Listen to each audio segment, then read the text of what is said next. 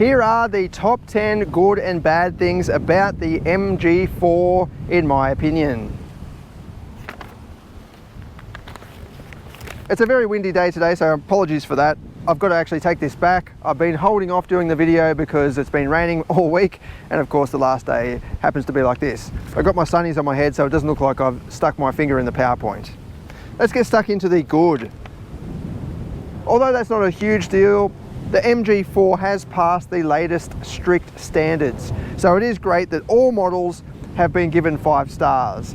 The upcoming dual motor version, the X-Power, is yet to be tested or rated.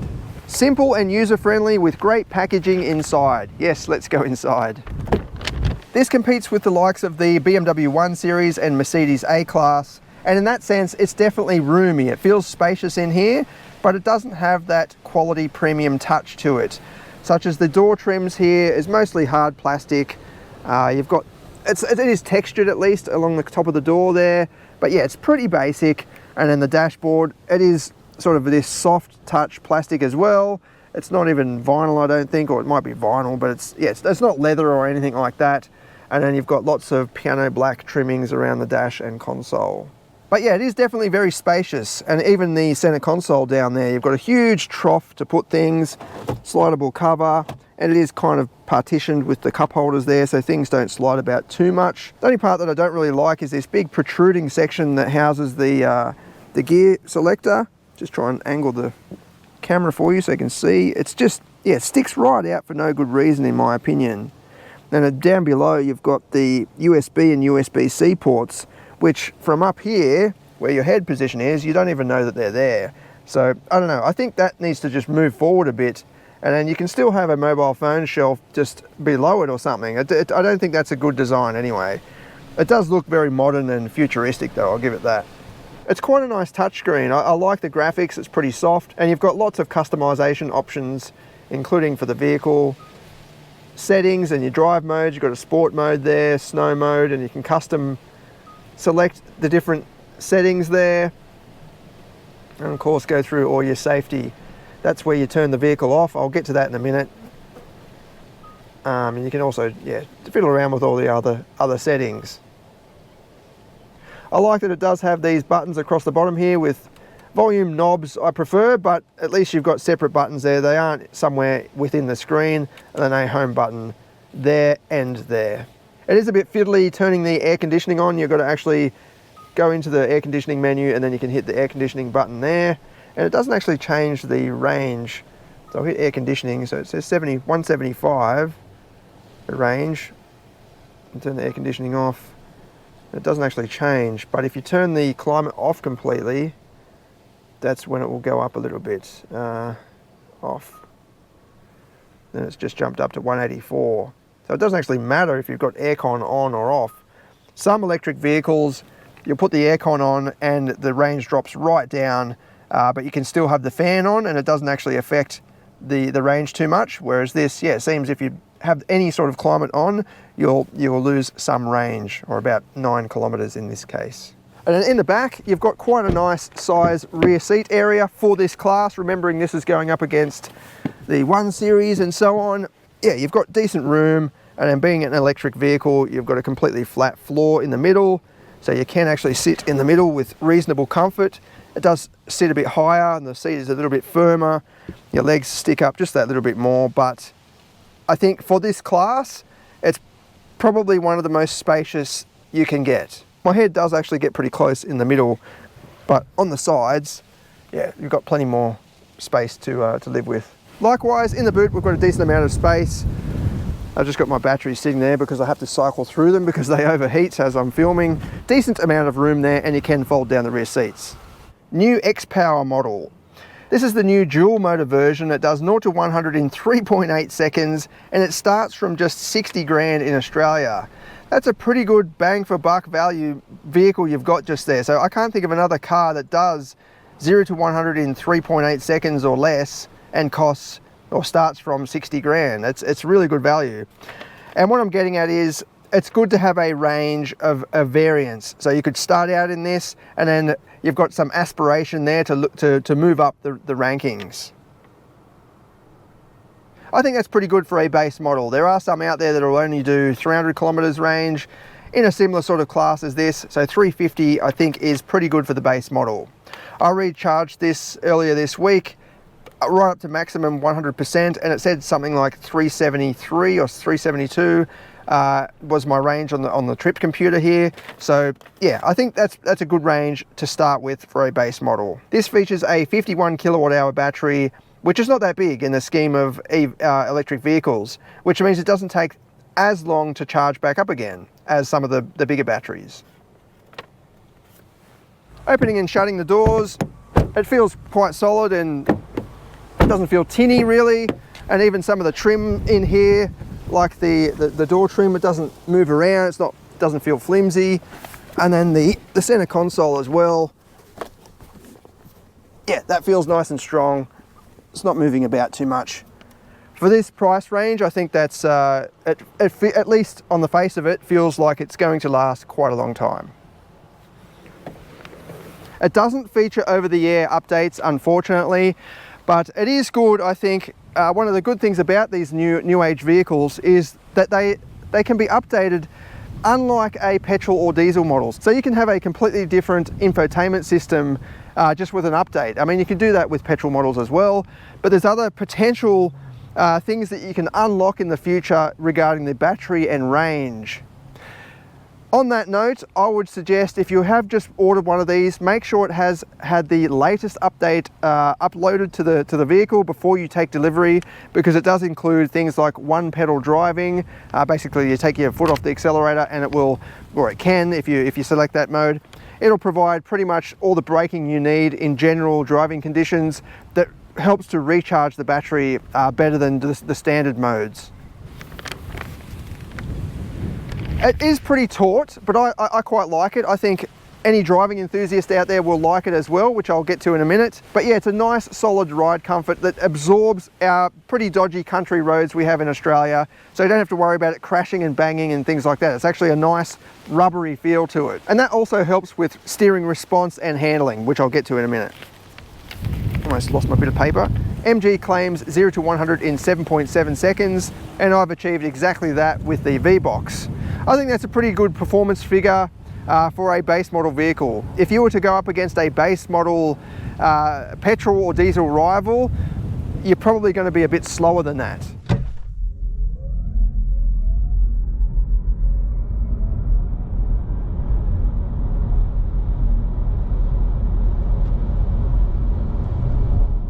This starts from $38,990, which is a bargain. It makes it one of the most affordable electric vehicles currently on sale in Australia. The fact that it is a very nice vehicle to drive, it's got good space inside, good features, it's, yeah, just incredible value for money. And then the number one good thing about this vehicle, in my opinion, is the handling. I think it handles really well, it's enjoyable, it feels like it wants to go up in the mountains and have a nice drive. The steering feels fairly engaging. You can feel what's going on underneath the vehicle. You know, it's not a sports car, so it's not as flat or as precise, but it's engaging and it makes you feel good when you're driving it. I think that's probably what driving enthusiasts want most. It doesn't matter how quick it is or, you know, how fast it can go around a corner. If it feels like it's going fast and it feels engaging and it feels like it wants to be there, I think that's more important. And that's what this presents.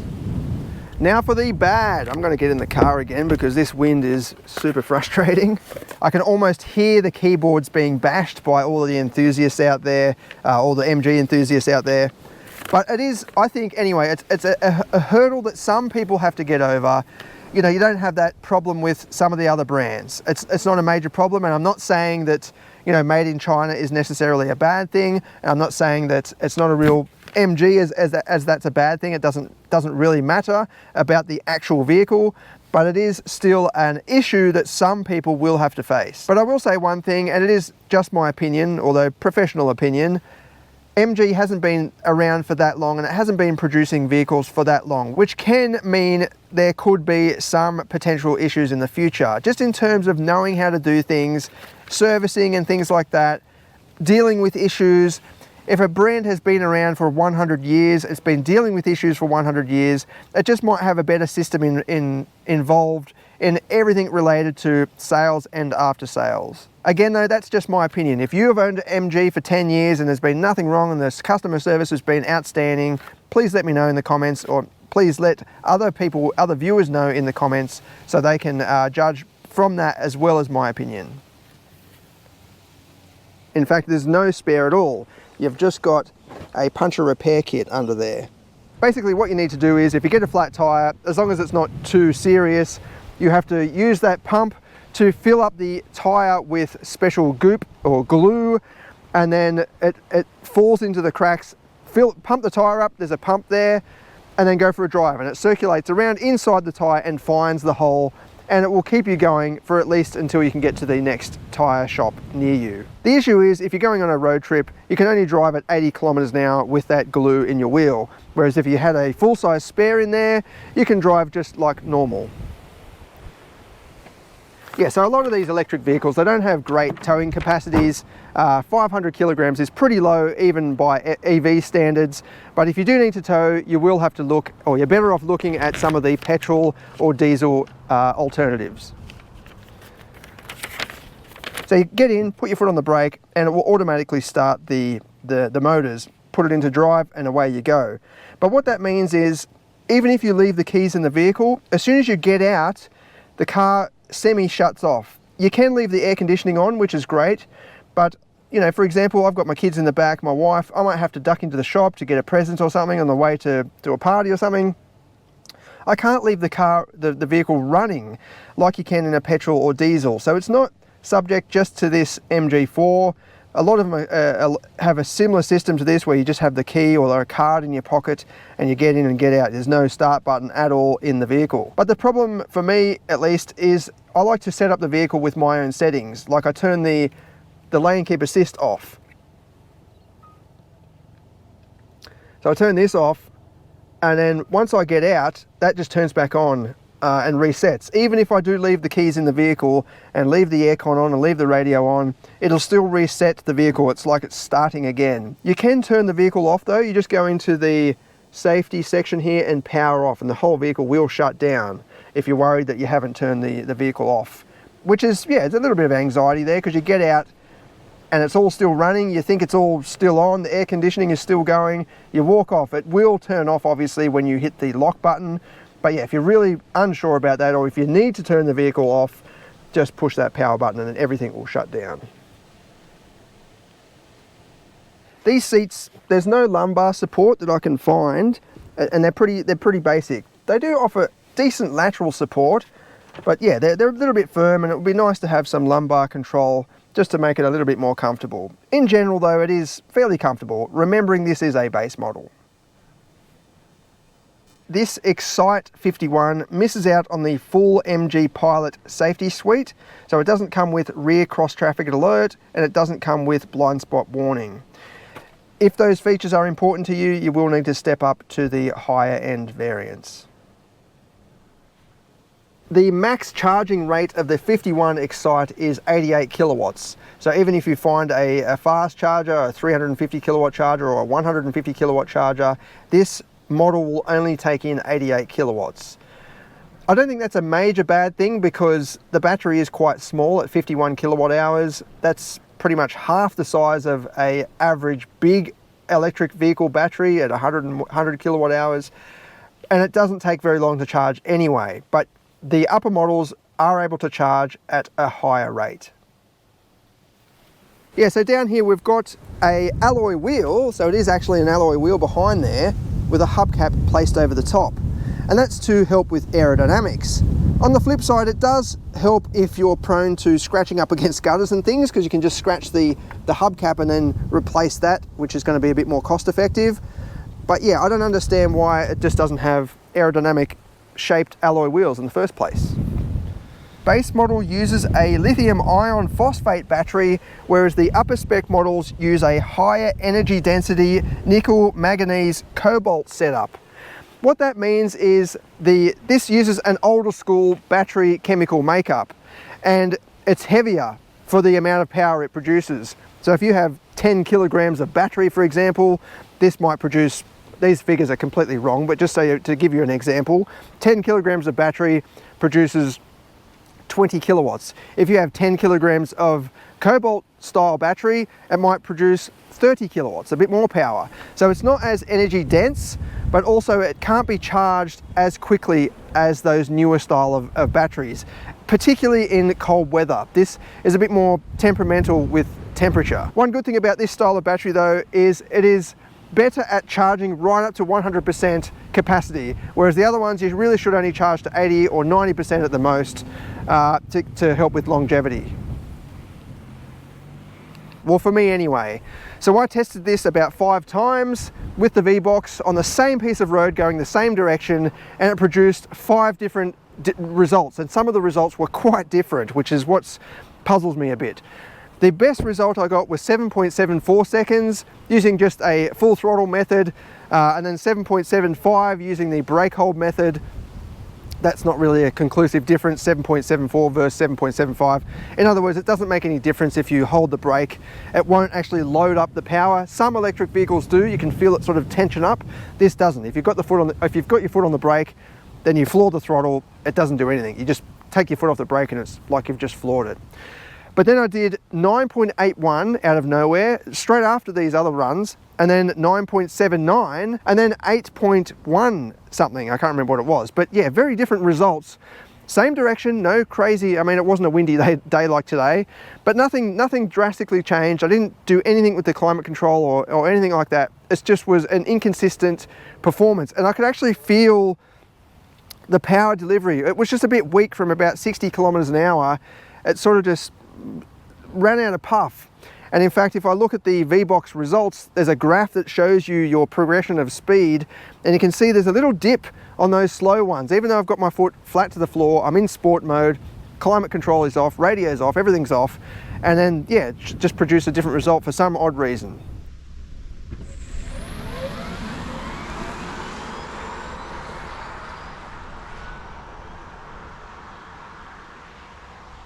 This could be subject to this test vehicle, which is a very early model, so it might need a software update or something like that. But just in terms of my experience with this vehicle, that was the number one bad thing of the MG4 51 Excite. I'd love to hear what you think though. If you own one of these for a while and you've got some issues or you've got some very good positives you've found, please let me know in the comments, as it will help out other potential buyers. And please, as usual, if you enjoyed this video, like and subscribe. Thanks for watching. I can get out of this wind.